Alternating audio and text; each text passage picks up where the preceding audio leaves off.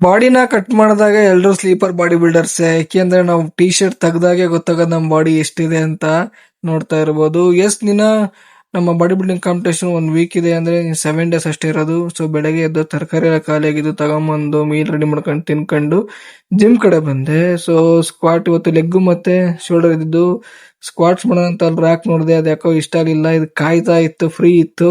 So ಅದಕ್ಕೆ switch machine ಅಲ್ಲೇ leg squat ಮಾಡ್ಕೊಂಡೆ. ಚಳಿಗೇನೋ ಬಾಡಿ ಪಂಪೇ ಆಗ್ತಾ ಇಲ್ಲ, ಹೀಟೇ ಆಗ್ತಾ ಇಲ್ಲ, ಚಳಿ ಚಳಿ. ಅದ್ರಾಗೆ ಯೋಚನೆ ಮಾಡ್ಕೊಂತ ಶೋಲ್ಡರ್ ಪ್ರೆಸ್ ನ ಮುಗಿಸ್ಕೊಂಡೆ. ಆಮೇಲೆ ಸ್ಟಾರ್ಟ್ ಆಯ್ತು ಕಣ್ರಿ ಸುಸ್ತು. ತಗ ಲೆಗ್ ಪ್ರೆಸ್ ಮಾಡಕ್ಕೆ ಆಗ್ತಾ ಇಲ್ಲ. ಕುತ್ಕೊಂಡ್ಬಿಟ್ಟೆ ಅಲ್ಲೇ, ಹೊರಟ್ಬಿಡೋಣ ಅನ್ಸ್ಬಿಡ್ತಲೆ. ಅಷ್ಟೇ ಬಿಡದೆ ಸೈಡ್ ರೈಸ್ ನ ಮಾಡ್ಕೊಂಡು ನಿಂತ್ಕೊಂಡೆ. ಇದು ಕಣ್ರಿ ಸುಸ್ತ್ ಮಾಡೋದು ಅಂದ್ರೆ. ಈ ಲಂಚಸ್ ಮಾಡಕ್ಕೆ ಆಗಲ್ಲ, ಆದ್ರೆ ಹೊತ್ತು ಸಪೋರ್ಟೆಡ್ ಲಂಚಸ್ ನ ಮುಗಿಸ್ಕೊಂಡು ಸ್ವಿಚ್ ಮಿಷಿನ್ ಅಲ್ಲಿ ಬ್ಯಾಕ್ ಪ್ರೆಸ್ ನ ಮಾಡ್ಕೊಂಡೆ. ಅಷ್ಟೊತ್ತಿ ನನ್ನ ಎನರ್ಜಿನೇ ಲಾಸ್ ಆಗೋಗಿತ್ತು. ಆಮೇಲೆ ಈ ಕರ್ಲು ಇದಂತೂ ನೆಕ್ಸ್ಟ್ ಲೆವೆಲ್ ಚೆನ್ನಾಗಾಯ್ತು. ಆಮೇಲೆ ಫ್ರಂಟ್ ರೈಸ್ ಮಾಡ್ಕೊಂಡೆ.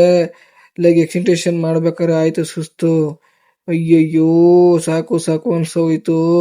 ಆದ್ರೆ ಗಿವ್ ಅಪ್ ಮಾಡಿದೆ ನಾವು ಬಾಡಿ ಬಿಲ್ಡರ್ಸ್. ಎಷ್ಟೇ ಸುಸ್ತಾದ್ರು ಎಷ್ಟೇ ಎನರ್ಜಿ ಲೆಸ್ ಆದ್ರೂ ನಾವು ಮಾತ್ರ ಬಿಡಲ್ಲ. ಗಿವ್ ಅಪ್ ಮಾಡದೆ ವರ್ಕೌಟ್ ಮಾಡೇ ಮಾಡ್ತೀವಿ. ಯಾಕೆಂದ್ರೆ ನಮಗೆ ಟೈಮ್ ಇಲ್ಲ, ಮಾಡದೇ ಇದ್ರೆ ನಮ್ ಮನ್ಸು ಒಪ್ಪೋದಿಲ್ಲ.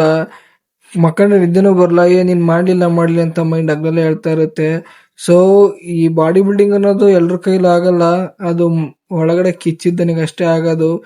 ಪ್ರತಿಯೊಬ್ಬರಿಗೆ ಹೇಳೋದು ಇಷ್ಟ, ನಾನು ಆದಷ್ಟು ಸಪೋರ್ಟ್ ಮಾಡಿ ನಮ್ಮನ್ನ ಹುರಿದುಂಬಿಸ್ರಿ ಅಂತ ಹೇಳಕ್ ಇಷ್ಟಪಟ್ಟು ನಿಮ್ಮಿಂದ ಬಂದು ಎಷ್ಟೊತ್ತಿಗೆ ಊಟ ಮಾಡ್ತೀನಿ ಅನ್ಸ್ತಿತ್ತು, ಬಂದು ಊಟ ಮಾಡಿ ರೆಸ್ಟ್ ಮಾಡಿದೆ. ಸೊ ಫಿಟ್ನೆಸ್ ರಿಲೇಟೆಡ್ ವಿಡಿಯೋಗಾಗಿ ಮತ್ತೆ ನನ್ನ ಪೇಜ್ ನ ಫಾಲೋ ಮಾಡ್ಕೊಳ್ಳಿ guys. Thank you so much.